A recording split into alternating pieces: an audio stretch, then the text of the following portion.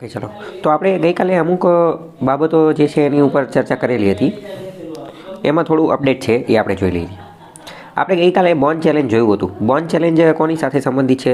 તો આપણે જોઈ લીધું હતું કે ડેઝર્ટિફિકેશનને અટકાવવા માટે, રણીકરણને અટકાવવા માટે, એટલે કે ઇન શોર્ટ ડેઝર્ટિફિકેશનમાંથી એફોરેસ્ટેશન તરફ જવા માટે જો કોઈનું કામ હોય તો એ કોનું હતું? એ બોન્ડ ચેલેન્જનું કામ હતું.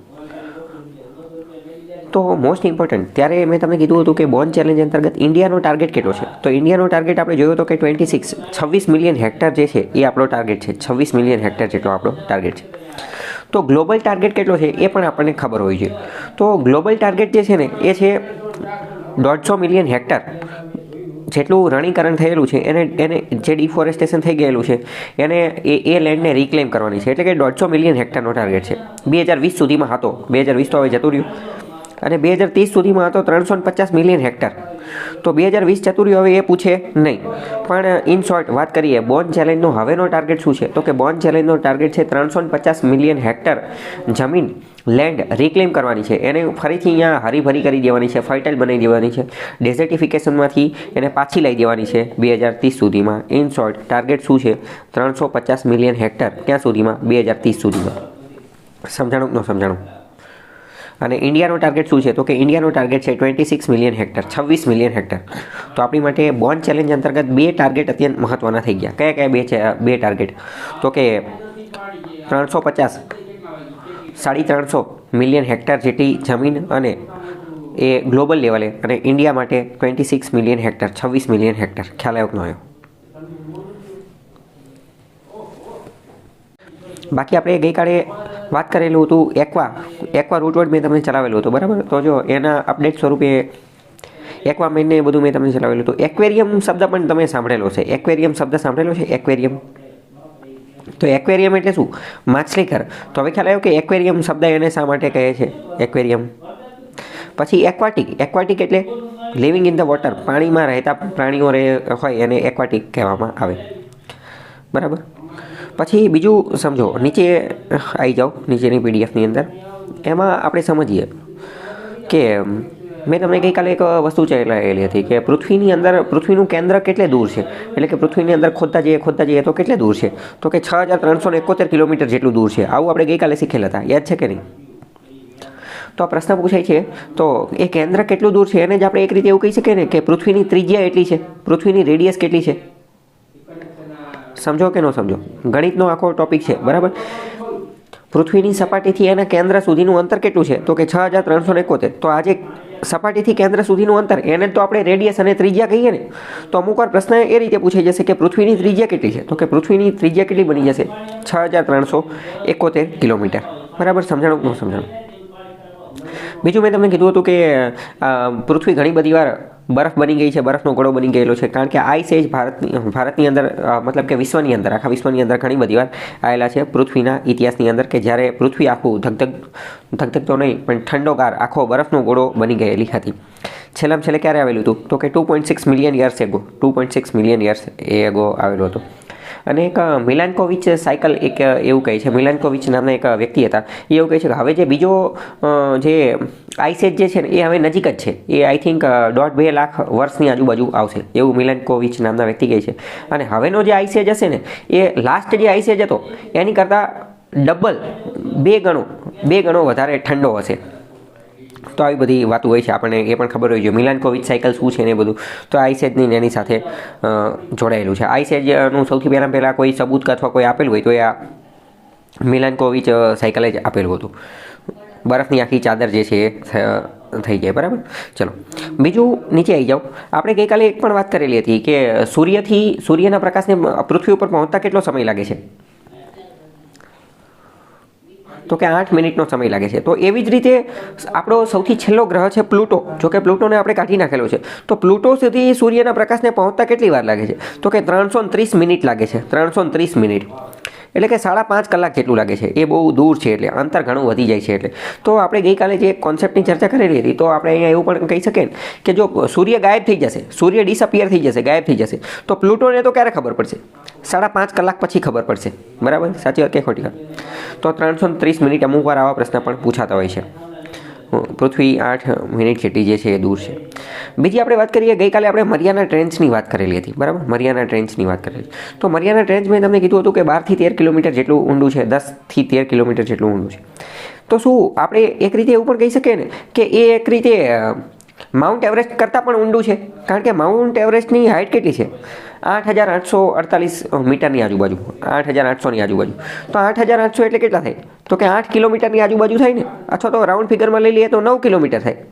તો આ તો 13-14 કિલોમીટર દૂર છે. તો જો અહીંયા નીચે કમ્પેરિઝન આપેલું છે કે એક રીતે મરિયાના ટ્રેન્ચ તો માઉન્ટ એવરેસ્ટ કરતાં પણ વધારે ઊંડું છે. અને બીજું એ કે મરિયાના ટ્રેન્ચ એ તો નોન પોઈન્ટ બોટમની અંદર, તળિયાની અંદર નોન પોઈન્ટ, જાણીતો પોઈન્ટ છે. હજી બીજા એવા ઘણા બધા પોઈન્ટ હશે ને કે જે હજી આપણે પતો જ નથી લગાવ્યા, જેને આપણે એક્સપ્લોર જ નથી કર્યા, બરાબર? તો આવી બધી વસ્તુ હતી, આ તમને ખ્યાલ હોવો જોઈએ.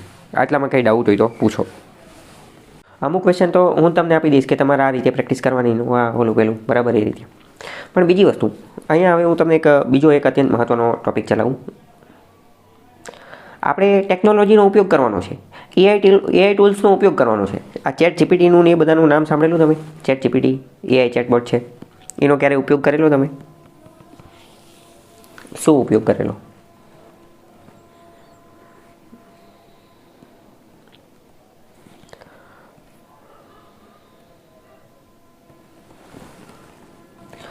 તો આપણે મેથ્સની અંદર, ગણિતની અંદર તમે એનો ઉપયોગ કરવાનો. આપણે શું કરવાનું? મતલબ તમારે, મેં આખો ટોપિક ચલાવી દીધો, મેં તમને આ જે એક્ઝામ્પલ પણ આપી દીધા. તો તમારે ચેટ જીપીટીને આજે આપણે 20 દાખલા જોઈએ ને, તો એ 20માંથી 2-5 દાખલા કોપી કરીને એની અંદર નાખી દેવાના અને કહેવાનું કે મને આની જેવા બીજા 10 દાખલા બનાવી દો. આની જેવા બીજા 10 દાખલા, બીજા 15 દાખલા, બીજા 20 દાખલા બનાવી દો. એ 20 દાખલા બનાવી દે, એ તમારે જાતે પ્રેક્ટિસ કરવાની. એનો જવાબ આવી જાય, તમે એની પાસે ચેક કરાવડાવી શકો છો. અથવા એ તો અમુક વાર મિસ્ટેક પણ કરી નાખે, કંઈક ભૂલ હોય તો તમારે પછી મને પૂછી લેવાનું. ખ્યાલ આવ્યો? વધુને વધુ આપણે ટેકનોલોજીનો ઉપયોગ કરવાનો જ છે. અને ખાસ કરીને તો આપણી રોજબરોજની જીવનમાં અને ભણવામાં એ બધામાં. બહુ પહેલાં એક જગ્યાએ મેં એક જણાને, એક સ્ટુડન્ટ હતો, એને મેં પ્રશ્ન પૂછ્યો. મેં કે ચેટ જીપીટીની બધું ખબર છે, શું છે ઓલું પેલું? એ કે આ મને ખબર છે. મેં કીધું શું એનો શું ઉપયોગ થાય? તું શું ઉપયોગ કરે? મને કે કાંઈ નહીં, કે ઓલા ફોટા બનાવવામાં નહીં, બધા માટે કે ગિબલી આર્ટ ને એવું બધું આવતું હતું ને, કે એ બધું બનાવવા માટે. તો ઘણા બધાને એવું પણ લાગતું હોય કે આ ખાલી ફોટા બનાવવા માટેનું ટૂલ છે, આ કંઈ ફોટો એડિટિંગ સોફ્ટવેર છે. પણ આ એ જ નથી. આ તો it is much more beyond than just a tool. એ આપણે એની શક્તિનો કઈ રીતે ઉપયોગ કરીએ છીએ એ આપણી ઉપર છે. એ બહુ ખતરનાક લેવલની વસ્તુ છે, બરાબર? સમજાણું કે ન સમજાણું?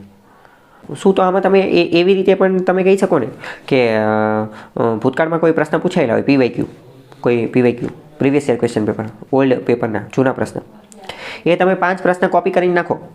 5 પ્રશ્ન, 10 પ્રશ્ન, અને પછી તમે એને પૂછી શકો ને કે આ પ્રશ્ન 2024ની અંદર પૂછાયેલા હતા, તો હવેના પેપરની અંદર કેવા પ્રશ્ન પૂછાઈ શકે? એની માટેના પ્રેક્ટિસ ટેસ્ટ આપો, એની માટેની મોક ટેસ્ટ આપો, એવું તમે લખી શકો ને. તો આવી રીતે ચેટ જીપીટીનો એનો તમારે ઉપયોગ કરવાનો છે. બીજી મોસ્ટ ઇમ્પોર્ટન્ટ વસ્તુ કહું, ચેટ જીપીટીનો તમે રિવિઝન કરવા માટે પણ ઉપયોગ કરી શકો. આપણે જે બધી આજે PDF ફાઇલ હું તમને મોકલી દઉં છું. આપણે રોજે જે લેક્ચર આવે, બરાબર, એ દરેક લેક્ચર્સની હું તમને PDF ફાઇલ મોકલી દઉં છું. તો તમે એવું કરી શકો કે આજની જે લેક્ચરની જે PDF ફાઇલ જે છે, એ PDF ફાઇલ તમે ચેટ જીપીટીમાં અપલોડ કરી દો. અને અપલોડ કરીને તમે એને પૂછી લો કે આજે મેં આનો અભ્યાસ કર્યો છે, સ્ટડી કરેલું છે, આજે હું આ ભણેલો છું, તો ઇવેલ્યુએટ માય સેલ્ફ, એસેસ કરો મને, મારું મૂલ્યાંકન કરો, મારી ચકાસણી કરો, મને કેટલું આવડું કે ન આવડું, અથવા તો હું આ રિવિઝન કરવા માગું છું, તો એમાં શું કરવું જોઈએ? તો કે એના આધારે મને પ્રશ્ન પૂછી અને પછી મારું ઇવેલ્યુએશન, ચકાસણી કરો. તો અમુક વાર કેવું થશે કે પહેલાં તો એ 10-15 એક હારે પ્રશ્ન આપી દેશે, પણ 10-15 એક હારે પ્રશ્ન આપશે તો આપણે પાસે જોરદાર રહ્યા, બોરિંગ જેવું કામ લાગશે. એટલે એને કહેવાનું ના, એમ નહીં, નોટ લાઈક ધેટ. એક પ્રશ્ન પૂછો તમે, એક પ્રશ્ન, અને પછી હું એનો જવાબ આપીશ, પછી બીજો પ્રશ્ન. તો એ એક પ્રશ્ન તમને પૂછતું જશે અને તમે એનો જવાબ આપતા જશો. તો 10, 15, 20 પ્રકારના પ્રશ્ન પૂછશે, અને પછી તમારે જેને પૂછવાનું કે આના આધારે મારું એસેસમેન્ટ, મારું ઇવેલ્યુએશન, મારું મૂલ્યાંકન શું છે, મારા વીક પોઈન્ટ કયા છે અને મારા સ્ટ્રોંગ પોઈન્ટ કયા છે, કયો ટોપિક મારો વીક છે અને કયો ટોપિક ઉપર વધારે ધ્યાન આપવાની જરૂર છે અને કયો ટોપિક સારો છે. તો એ તમારા ડેટાના આધારે તો પતો લગાવી દેશે, અને જે પોઈન્ટ બાકી રહેતા હશે એ પણ કવર કરવામાં મદદ કરશે. બીજી એક ટેકનિક આવે flash card technique. Flash card technique એ શું છે? તો એ આપણને અમુક પ્રકારના ફ્લેશ કાર્ડ બનાવી દે. ચેટ જીપીટીની અંદર તમે લખજો કે I want to revise this topic using flash card technique, અથવા તો હું આ ટોપિક રિવાઇઝ કરવા માંગુ છું ફ્લેશ કાર્ડ ટેકનિકના માધ્યમથી. તો એમાં શું કરે, આખો પાઠ છે, આખો પાઠ માની લો કે આખો પાઠ છે, તો એ પાઠને નાના ટોપિકમાં કવર કરી દે અને નાના ટોપિકને નાના કીવર્ડની અંદર કવર કરી દે અને એ કીવર્ડનો ઉપયોગ કરી અને ફ્લેશ કાર્ડ બનાવી દે. ફોર એક્ઝામ્પલ આપણે તમે જોયું હશે કે આપણે નાના હતા ને ઓલી એક ગેમ ને એવું બધું રમતા હોય, આ ચોર પોલીસની બધી ચાર ચીઠીઓ બનાવી દીધી હોય, ચોર, પ્રધાન, રાજા, વજીર, એવી ગેમ રમેલા તમે? બરાબર. તો આવી બસ તો એ રીતના ફ્લેશ કાર્ડ કે એ હવે કઈ ચિઠ્ઠીમાં શું લખેલું હોય આપણને ખબર ન હોય ને, 4 ચિઠ્ઠી ઉડાડી હોય ને કોઈ 4 ચિઠ્ઠી તો ખબર ન હોય, તો બસ આ એવી રીતના ફ્લેશ કાર્ડ બનાવી દેશે કે એક ફ્લેશ કાર્ડ બનાવ્યું, એક કાર્ડ બનાવ્યું, એની અંદર કોઈ ટોપિકનું નામ લખ્યું અને એના બારામાં બીજી 2-3 મહત્વની રસપ્રદ કીવર્ડના આધારિત માહિતી જે છે એ લખેલી હશે. તો ફ્લેશ કાર્ડના આધારે ફ્લેશ કાર્ડ એ રિવિઝન માટેની બેસ્ટ ટેકનિક છે. જાપાનની અંદર એ બધાની અંદર આનો ઉપયોગ કરતા હોય છે. તો સમજ્યા તમે કે કઈ રીતે આનો ઉપયોગ થઈ શકે. સેમ તમે એને એ પણ પૂછી શકો, એ પછી એને એવું પ્રોમ્પ્ટ દઈ દેવાનું કે મને 50 MCQની મને આ ટોપિકમાંથી મોક ટેસ્ટ આપો, મોક ટેસ્ટ મને પૂછી લો 1 by 1 કરીને. તો એના આધારે પણ તમારું રિવિઝન પણ થઈ જશે, તમે કેટલામાં છો, આવડે છે, નથી આવડતું, કેટલી મહેનતની જરૂર છે, કેટલી તૈયારીની, એ બધું પણ ખ્યાલ આવી જશે. સમજાણું? ચેટબોટનો એ બધાનો ઉપયોગ કરવાનો ખ્યાલ આવ્યો? ચલો બીજી મોસ્ટ ઇમ્પોર્ટન્ટ વસ્તુ કહું જે ઘણી કામ લાગશે. યુટ્યુબ વિડીયો હોય તો યુટ્યુબ વિડીયોની લિંક રહીને યુટ્યુબ કોનું છે ખ્યાલ છે? યુટ્યુબ ગૂગલનું છે. યુટ્યુબની પેરેન્ટ કંપની ગૂગલ જ છે, ખ્યાલ છે? હા, તો યુટ્યુબ એ ગૂગલનું જ એક ટૂલ છે, ગૂગલ જે છે ને એનું જ એક ટૂલ છે. જેમિની વિશે નામ સાંભળેલું? તો જેમિની એ પણ એક એઆઈ ચેટબોટ છે, એ પણ એક એઆઈ ટૂલ છે, ચેટ જીપીટી જેવું જ તે. અને જેમિની રહ્યું એ પણ ગૂગલનું છે. તો હવે તમે જેમિનીની અંદર યુટ્યુબની ડાયરેક્ટ લિંક પેસ્ટ કરી દેશો ને, યુટ્યુબના કોઈ પણ વિડીયોની ડાયરેક્ટ લિંક પેસ્ટ કરી દેશો અને કહી દેશો ને કે આને સમરાઇઝ કરી નાખો, તો એ આખા વિડીયોને સમરાઇઝ કરી નાખશે. ચેટ જીપીટી આ નહીં કરી શકે, કારણ કે બંને ટૂલ અલગ થઈ જાય અને ચેટ જીપીટી એ વિડીયો લિંક એક્સેસ ન કરી શકે. પણ આ તો બંને ટૂલ એક જ છે, એટલે આખો વિડીયો જે છે જોઈ નાખશે. આખા વિડીયોમાં કઈ જગ્યાએ કયું ડિસ્કસ કરેલું છે એ પણ કહી દેશે. ફોર એક્ઝામ્પલ સમજો કે આપણો આખો લેક્ચર 1-1.5 કલાકનો હોય. હવે તમારે કોઈ ટોપિક, આપણે ઘણા બધા ટોપિક ચલાવ્યો, એમાં માની લો કે તમારે ઇકોટોન શીખવાનું છે, તો ઇકોટોન હવે તમે ક્યાં ગોતવા બેહો? પણ તમે ડાયરેક્ટ વિડીયોની લિંક પેસ્ટ કરી દો અને એને પ્રોમ્પ્ટ આપી દો કે આમાં શું કોઈ પણ જગ્યાએ ઇકોટોનની ચર્ચા કરવામાં આવેલી છે, તો એ જેમિની તમને પતો લગાવીને કહી દેશે કે ઇકોટોનની ચર્ચા આ જગ્યાએ કરવામાં આવેલી છે, અને તમે ડાયરેક્ટ એની ઉપર ક્લિક કરશો એટલે ડાયરેક્ટ ઇકોટોનવાળું જ ખુલશે. સમજાણું તો સમજાણું? બરાબર. તો બહુ મોટા વિડીયો જોવા એની કરતાં પણ આ વિડીયો જોવા સારી વસ્તુ, વિડીયો જોઈ નાખવાના, પણ 1-2 વાર જોયા પછી રિવિઝન માટે ડાયરેક્ટ આમાંથી પતો લગાવી શકો.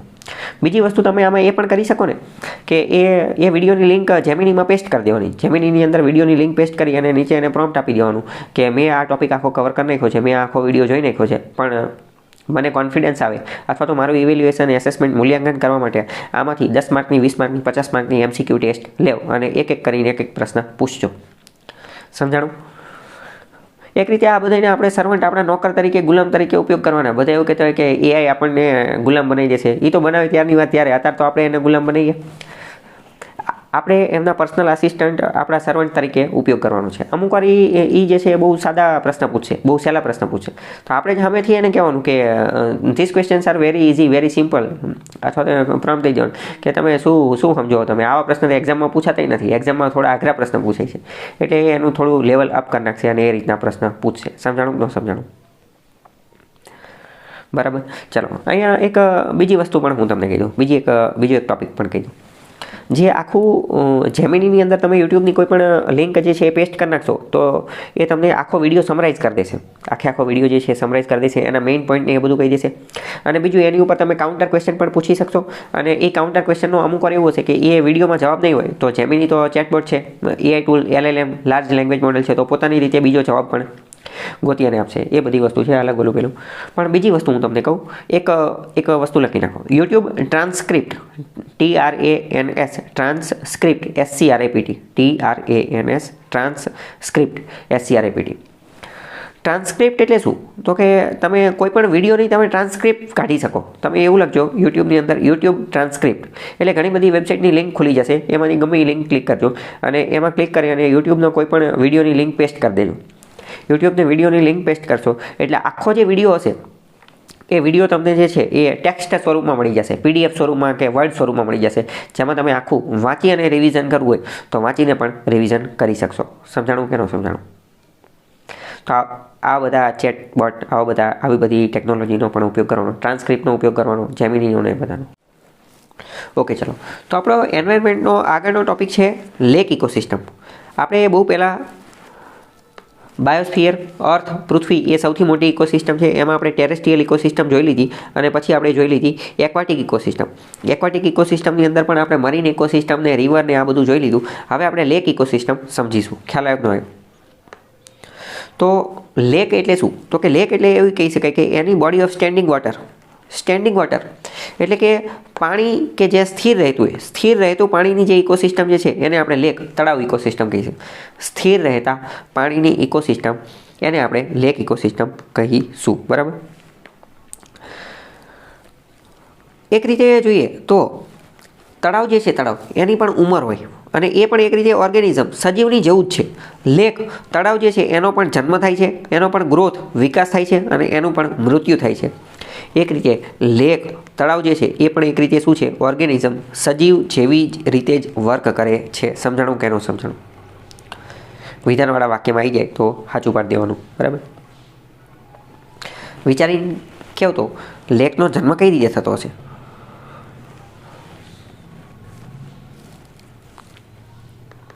ચાલો, તો લેકનો, હા બોલો બોલો.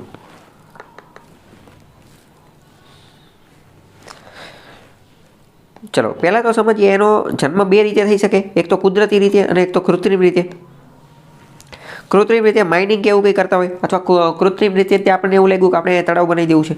કુદરતી રીતે માની લો કે ઉલ્કાપાત થયો, ઉલ્કા પડી અને ખાડો પડી ગયો અને અહીંયા પછી જે છે એ તળાવ બની ગયો. ધરતીકંપ થયો, ફાટ પડી ગઈ અને તળાવ બની ગયું. તો આવી બધી રીતે થતું હોય અને ધીમે ધીમે એનો વિકાસ થતો જાય, ગ્રોથ થતો જાય અને એક સમયે એનું મૃત્યુ થઈ જાય. લેક ઇકોસિસ્ટમની અંદર વોટર, પાણી અત્યંત મહત્વનું છે અને એમાં પાણી ક્યાંથી આવે? તો એ સામાન્ય રીતે ગ્રાઉન્ડ વોટર, ભૂગર્ભ જળમાંથી આવતું હોય અથવા સરફેસ રન ઓફ, સપાટી ઉપરથી પાણી જે છે એ આવતું હોય છે. એની ઉંમર કઈ રીતે થાય? તો એની ઉંમર એવી રીતે થાય, એજિંગ પ્રોસેસ લેકની અંદર કઈ રીતે થાય? તો કે accumulate minerals and organic matters and gradually become field up. તળાવની અંદર ધીમે ધીમે મિનરલ્સ, ખનિજ તત્વો, ક્ષાર અને બીજા અમુક તત્વો ભેગા થાય, જેના કારણે તળાવ જે છે એ બુરાતું જાય અને ધીમે ધીમે એનો મૃત્યુ થઈ જાય. સમજાણું? તળાવ જીવિત ક્યારે રહી શકે? જો એ ઊંડું હશે, પાણી હશે તો જીવિત રહી શકશે ને, પણ એ ઊંડું હશે જ નહીં, એ બુરાઈ જશે તો એ મૃત્યુ પામી જશે. તો એ બુરાઈ કઈ રીતે? તો કે આ બધા ઓર્ગેનિક મેટર્સ ને, મિનરલ્સ ને, ક્ષાર ને એ બધું અંદર ભરાઈ જાય એટલે. બરાબર? સમજાણું? ચલો, હવે બીજો એક અત્યંત મહત્વનો ટોપિક છે યુટ્રોફિકેશન. યુટ્રોફિકેશન ઉપર પ્રશ્ન પૂછાઈ ગયો, ફોરેસ્ટ ગાર્ડની અંદર પ્રશ્ન પૂછાઈ ગયો હતો. યુટ્રોફિકેશન એટલે શું છે? પહેલાં તો ખ્યાલ છે તમને કે યુટ્રોફિકેશન શું? ઓકે, યુટ્રોફિકેશનનો મતલબ થાય પોષણ. યુટ્રોફિકેશનનો મતલબ થાય પોષણ મેળવવું. યુટ્રોફિકેશનનો મતલબ થાય પોષણ મેળવવું. The process where nutrient enrichment of lake promotes the growth of algae, aquatic plant and various fauna known as natural eutrophication. એટલે કે યુટ્રોફિકેશન આ એક એવી પ્રક્રિયા છે કે જેના માધ્યમથી આ પોષક તત્વો જે છે, કયા પોષક તત્વો? તો કે તળાવના પોષક તત્વો અથવા કોઈ પણ એક્વેટિક ઇકોસિસ્ટમ, કોઈ પણ પાણીવાળી ઇકોસિસ્ટમના જે પોષક તત્વો, આ પોષક તત્વોના કારણે લીલને પોષણ મળે છે, પાણીના જે પ્લાન્ટ, પૌધા, છોડ એને પોષણ મળે છે અને એના પ્રાણી પંખીઓને પોષણ મળે છે. તો આ જે આખું જે પોષણ મળે એને યુટ્રોફિકેશન કહેવામાં આવે છે, જેને નેચરલ યુટ્રોફિકેશન કહે છે. સમજાણું કે સમજાણું? ઇન શોર્ટ આપણે એવું કહી શકીએ કે જે પાણી, વોટર, એની અંદરથી જો ન્યુટ્રિયન્ટ કાઢી નાખવામાં આવે, એની અંદરથી જો પોષક તત્વો કાઢી નાખવામાં આવે તો એલ્ગી એટલે કે લીલ, એક્વાટિક પ્લાન્ટ એટલે કે છોડ, ફાઉના અને ફ્લોરા આ બધા જે છે એ ગાયબ થઈ જશે અથવા તો આ બધા જે છે એ મરી પામશે. તો કે હા, સાચી જ વાત છે ને, કારણ કે બધાને પોષણ તો એની અંદરથી જ મળે છે. તો એની અંદરથી જે પોષણ મેળવે છે, ન્યુટ્રિયન્ટ મેળવે છે, એને જ આપણે યુટ્રોફિકેશન કહીએ છીએ. ખ્યાલ આવ્યો તો? તો યુટ્રોફિકેશન એક અત્યંત મહત્ત્વની બાબત છે. પણ અમુક વાર કેવું થાય, યુટ્રોફિકેશન એક તો નેચરલ હોય અને એક તો આર્ટિફિશિયલ હોય. જો નેચરલ યુટ્રોફિકેશન હોય તો એ બહુ સારી વાત છે. નેચરલ એટલે કે કુદરતી રીતે આની અંદરથી જે પોષણ મળે એ. પણ અમુક વાર કૃત્રિમ રીતે પણ મળી શકે. તો કૃત્રિમ રીતે કઈ રીતે એ આપણે સમજીએ. તો મુખ્યત્વે પોષણ કોનું મળે? તો કે નાઇટ્રોજન અને ફોસ્ફરસનું, નાઇટ્રેટ અને ફોસ્ફેટ, નાઇટ્રોજન અને ફોસ્ફરસનું પોષણ જે છે એ મળે. આપણે જોયું છે કે જમીનની અંદર રીતે પાક ઉત્પન્ન કરવા માટે, ઘઉં ચોખા ગમે એ ઉગાડવાનું હોય, પાક ઉત્પન્ન કરવા માટે આપણે ખાતર વાપરીએ, NPK, યુરિયા આ બધું ખાતર વાપરીએ. તો આ બધાની અંદર મુખ્ય કન્ટેન્ટ કેવું હોય છે? નાઇટ્રોજન અને ફોસ્ફરસ. સાચી વાત કે ખોટી વાત? તો આપણે એવું કહી શકીએ કે નાઇટ્રોજન અને ફોસ્ફરસ નામના ખાતરના ઉપયોગથી પાક, વનસ્પતિ, ક્રોપ એની ગુણવત્તાની અંદર, એના ગ્રોથની અંદર વધારો થશે. તો કે હા થશે જ તે, આપણે એટલે જ તો નાખીએ છીએ. તો ગ્રોથની અંદર વધારો થયો એ તો યુટ્રોફિકેશન થયું ને. તો કે નાઇટ્રેટ અને ફોસ્ફેટના માધ્યમથી પાકને, ક્રોપને, ઘઉં ચણાને યુટ્રોફિકેશન પોષણ મળે છે. પણ અમુક વાર કેવું થાય કે હવે આ એમને પોષણ મળી ગયું અને આ પાણી જે છે એ વહેતું નદી તળાવમાં ક્યાંક જતું રહ્યું, અથવા ઝરણામાં કે દરિયામાં ક્યાં પહોંચી ગયું. તો દરિયામાં પહોંચી ગયું તો દરિયાની અંદર નાઇટ્રેટ અને ફોસ્ફેટનું પ્રમાણ વધી જશે. તો કે હા વધી જશે. તો હવે દરિયામાં પહેલાં કરતાં નાઇટ્રેટ અને ફોસ્ફેટનું પ્રમાણ વધી ગયું. પહેલાં કરતાં નાઇટ્રેટ અને ફોસ્ફેટનું પ્રમાણ વધી ગયું ફર્ટિલાઇઝરના કારણે, સીવેજના કારણે અને બીજા અમુક સોર્સના કારણે. તો એના કારણે શું થશે? આર્ટિફિશિયલ યુટ્રોફિકેશન થશે, યુટ્રોફિકેશન થઈ જશે. કૃત્રિમ રીતે યુટ્રોફિકેશન થઈ જશે. કૃત્રિમ રીતે હવે કૃત્રિમ રીતે જો યુટ્રોફિકેશન થઈ જશે તો શું થશે? તો હવે આપણે વિચારીએ તો સજીવોને એનો રાફડો ફાટી જશે ને. આપણે એક રીતે સમજીએ કે ચલો એલ્ગી, લીલ છે, લીલને પોષણ શેમાંથી મળે? તો કે ન્યુટ્રિયન્ટ, પોષક તત્વોમાંથી. અથવા તો અમુક પ્લાન્ટ છે, પ્લાન્ટ એટલે કે પૌધા, પાણીમાં, જળમાં જોવા મળતા હોય. હવે કૃત્રિમ યુટ્રોફિકેશન થઈ ગયું તો એલ્ગી અને પ્લાન્ટમાં વધારો થશે, ઘટાડો થશે? તો કે વધારો થશે. એલ્ગી અને પ્લાન્ટમાં વધારો થશે. હવે તમે વિચાર કરો, એલ્ગીમાં વધારો થઈ ગયો, પ્લાન્ટમાં વધારો થઈ ગયો, તો શું એવું પણ બની શકે ને કે એલ્ગીમાં વધારો થઈ ગયો તો આખું જે તળાવની સપાટી રહી એ જ તો એલ્ગીથી ભરાઈ જશે અને સૂર્ય જ અંદર નહીં જઈ શકે, સૂર્યપ્રકાશ જ અંદર નહીં જઈ શકે? આવું થઈ શકે? તો કે આવું થઈ શકે. તો એના કારણે તો આખી ઇકોસિસ્ટમ જે છે એ ખતરામાં મુકાઈ જાય, ડેન્જરમાં મુકાઈ જાય. તો એના કારણે એ આખી ઘટના જે છે એને એલ્ગી બ્લૂમ કહેવામાં આવે. એલ્ગી બ્લૂમ એટલે કે ખૂબ જ મોટી માત્રામાં રાફડો ફાટી જવો. કોના કારણે? તો કે એ તો યુટ્રોફિકેશનના કારણે થયું. સમજાણું કે ન સમજાણું? યુટ્રોફિકેશન માટે એટલે શબ્દ વાપરવામાં આવે છે સુપોષણ. તો અહીંયા શું આપણે એવું કહી શકીએ? આપણા હિન્દુ ધર્મની અંદર એવું માનવામાં આવે છે કે અતિ સર્વત્ર વર્જ્યતે, અતિનો હંમેશા ત્યાગ કરવો જોઈએ. તો શું આ યુટ્રોફિકેશન એ પણ કંઈક એની જ વાત કરતું એવું નથી લાગતું? કારણ કે શું થાય છે કે હદ કરતાં વધુ પોષણ થઈ જાય છે, ન્યુટ્રિયન્ટ વધુ આવી જાય છે, યુટ્રોફિકેશન હદ કરતાં વધુ આવી જાય છે. તો એના કારણે લેક ઇકોસિસ્ટમ જે છે એ સરખી કામ કરી શકતી નથી અને ધીમે ધીમે કોલેપ્સના અંતે અથવા ખતરાની અંદર જે છે એ જતી રહી છે. સાચી વાત કે ખોટી વાત? તો આ બધું યુટ્રોફિકેશન ને બધું હતું. બરાબર? પ્રશ્ન એના આધારે પૂછાશે. હવે લેક, તળાવના અલગ પ્રકાર છે. કયા? તો કે પહેલાં તો સેલિનિટીના આધારે પ્રકાર છે. સેલિનિટીના આધારે જે ઓશિયનના હતા એ જ તે કે ફ્રેશ વોટર, બ્રેકિશ વોટર અને સેલાઇન વોટર, જે આપણે ઓલામાં જોયા હતા એ જ તે. આ ઉપરાંત ન્યુટ્રિયન્ટ, એની અંદર કેટલા પોષક તત્વો છે ને એના આધારે પણ તળાવના પ્રકાર પડે. જેમ કે ઓલિગોટ્રોપિક, મેસોટ્રોપિક અને યુટ્રોપિક. ચલો વિચાર કરીને કહો કે આ બધામાંથી સૌથી વધુ પોષણ કોની અંદર હશે? ઓલિગોટ્રોપિક, મેસોટ્રોપિક કે યુટ્રોપિક? કોની અંદર સૌથી વધુ પોષણ હશે? તો કે યુટ્રોપિકની અંદર સૌથી વધુ પોષણ હશે. કેમ? કારણ કે આપણે યુટ્રોફિકેશન અત્યારે તો સમજ્યા ને, એ કીવર્ડ એની આરે તો મળતો આવે છે. યુટ્રોફિકેશન અત્યારે તો સમજ્યા. તો યુટ્રોફિકની અંદર સૌથી વધુ પોષક તત્વો હશે. ઓલિગોટ્રોપિકનો મતલબ શું થાય? ઓલિગોટ્રોપિકની અંદર સૌથી ઓછું પોષણ હશે. વેરી લો ન્યુટ્રિયન્ટ, સૌથી ઓછા પોષક તત્વો હશે. એક શબ્દ વારંવાર અંગ્રેજીમાં પૂછાતો હોય છે, ઓલિગાર્કી. જેવી રીતે ડેમોક્રેસી છે, ડેમોક્રેસી એટલે શું? તો કે લોકશાહી. એવી રીતે છે મોનાર્કી એટલે શું? રાજાશાહી. તો એવી રીતે છે ઓલિગાર્કી, OLIGRCHY કેવું કંઈક. ઓલિગાર્કી એટલે શું? તો કે ખૂબ જ ઓછા લોકોનું શાસન, ખૂબ ઓછા લોકોનું શાસન. તમે ઘણી બધી વાર જોયું હશે કે ખૂબ ઓછા લોકો હોય લઘુમતીમાં, તેમ છતાં પણ એ બહુ મોટી જનસંખ્યા ઉપર શાસન કરતા હોય. શું એવું બની શકે ખરા? તો કે હા, બની શકે, ઘણી બધી વાર બની શકે. જેમ કે આપણે એક સાદામાં સાદું ઉદાહરણ જોઈએ. યહૂદી લોકો રહ્યા, જ્યુઈશ લોકો, એમની સંખ્યા આખા વિશ્વની અંદર બહુ જ ઓછી છે, પણ તેમ છતાં પણ આપણે વાત કરીએ નોબેલ પ્રાઇઝ વિનરની અંદર, નોબેલ પ્રાઇઝ વિજેતાઓની અંદર એમને ઝંડા ગાડી દીધા છે. સૌથી વધુ નોબેલ પ્રાઇઝ એમને જીતેલા છે. સમજાણું કે ન સમજાણું? ભારતની અંદર વાત કરીએ કે પારસી લોકોની સંખ્યા બહુ ઓછી છે, પણ દરેક ફિલ્ડની અંદર એ લોકો આગળ છે. જ્યુડિશરીની અંદર, બોલિવૂડની અંદર, સિંગિંગની અંદર, એક્ટિંગની અંદર, બિઝનેસમેનની અંદર, આ બધાની અંદર એ બહુ આગળ પડતા છે. તો ઇન શોર્ટ આવી બધી વાતો હોય. ઓલિગાર્કી, ઓલી શબ્દનો મતલબ શું કે ઓછા લોકોનું બનેલું હોય એ. તો ઓલિગોટ્રોપિક એટલે વેરી લો ન્યુટ્રિયન્ટ, મિસોટ્રોપિક, મિસો એટલે કે મધ્યમ ન્યુટ્રિયન્ટ, અને યુટ્રોપિક એટલે કે હાઈ ન્યુટ્રિયન્ટ. ખ્યાલ આવ્યો કે ન આવ્યો? જોડકા સ્વરૂપે પૂછી લેશે, બરાબર?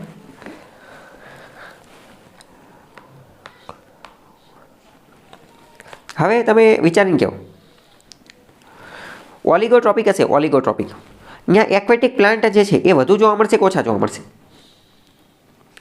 ઓછા જોવા મળશે. અને યુટ્રોપિકની અંદર, યુટ્રોપિક જે હશે, યુટ્રોપિક એની અંદર પ્લાન્ટ વધારે જોવા મળશે કે ઓછા જોવા મળશે? તો કે એમાં પ્લાન્ટ જે છે એ વધારે જોવા મળશે, બરાબર? એક્વેટિક એનિમલ પણ સેમ એ જ રીતની વસ્તુ છે. એક્વેટિક એનિમલ, દરિયાઈ પ્રાણીઓ, એ પણ સેમ વધારે ઓછા એ રીતે જોવા મળશે. ખ્યાલ આવ્યો કે ન આવ્યો? ચલો, અને સેમ એ જ રીતે ઓક્સિજન એ જોવા મળશે, પણ એ એટલું કંઈ કામનું છે નહીં. પછી આપણે એક રીતે એવું કહી શકીએ કે યુટ્રોફિકેશનના કારણે એલ્ગી ગ્રોથ થશે. એલ્ગી ગ્રોથ, લીલની અંદર વધારો થઈ જશે. તો કે હા, તો વિધાન આવી જાય તો એ વિધાન સાચું પડી જશે. તો આ જ ઘટનાને અમુક વાર એલ્ગી બ્લૂમ કહેવામાં આવે. બ્લૂમ એટલે કે ફુગાવો, ફુગ્ગો, બ્લૂમ એટલે ફુગા જેવું. તો કે એલ્ગીનો રાફડો ફાટી જશે. તો એલ્ગી બ્લૂમ ઘણી, જ્યાં દેખો અહીંયા એલ્ગી લીલ જ જોવા મળશે. તો એલ્ગી બ્લૂમનું કારણ શું છે? એ પણ યુટ્રોફિકેશન છે, બરાબર? તો પ્રશ્ન એ પણ પૂછાઈ જશે કે, અને એવું કહી શકે કે એલ્ગી બ્લૂમના કારણે સનલાઇટ જે છે એ રિસ્ટ્રિક્ટ થશે. Penetration of sunlight will be restricted. સૂર્યપ્રકાશનો પ્રવેશ એ અવરોધ હશે. સાચી વાત કે ખોટી વાત? તો કે વિધાનવાળા વાક્યમાં એમાં પૂછાઈ જશે, બરાબર? યસ, હા, જળકુંભી, એ રાઈટ, જળકુંભી જેવું છે, જળકુંભી જેવું. તો અહીંયા આપણે એવું પણ કહી શકીએ ને કે એલ્ગી બ્લૂમ થશે. એલ્ગી બ્લૂમ કોના કારણે થશે? તો કે યુટ્રોફિકેશનના કારણે, સુપોષણના કારણે એલ્ગી બ્લૂમ થશે. અને એલ્ગી બ્લૂમ થશે તો એના કારણે જે સજીવો હશે એમનો દમ ઘૂંટાવા લાગશે, સફોકેશન અને ડેથ થવા લાગશે. તમને એવું લાગે એવું કઈ રીતે થાય? તો કે એવું એટલા માટે થશે કારણ કે સૂર્યપ્રકાશ એટલો બધો અંદર આવશે નહીં. સૂર્યપ્રકાશ અંદર નહીં આવી શકે. સૂર્યપ્રકાશ એટલો બધો અંદર નહીં આવે તો ફોટોસિન્થેસિસ નહીં થાય. ફોટોસિન્થેસિસ નહીં થાય તો ઓક્સિજન રિલીઝ નહીં થાય. ઓક્સિજન રિલીઝ નહીં થાય તો ઓક્સિજનની ડિમાન્ડ વધશે, ઓક્સિજનનું ડિપ્લીશન વધશે, એટલે કે ઓક્સિજનની માત્રા ઘટશે. ઓક્સિજનની માત્રા ઘટશે તો સફોકેશન ને એવું બધું જોવા મળશે. સમજાણું ન સમજાણું? એક રીતે તમે નોટ કર્યું કે હકીકતમાં પોષણ મળવાથી માછલીઓ મરી જાય છે. યુટ્રોફિકેશનના કારણે માછલીઓ મરી જાય છે, દરિયાઈ જીવો મરી જાય છે. સમજાણું કઈ રીતે મરે છે?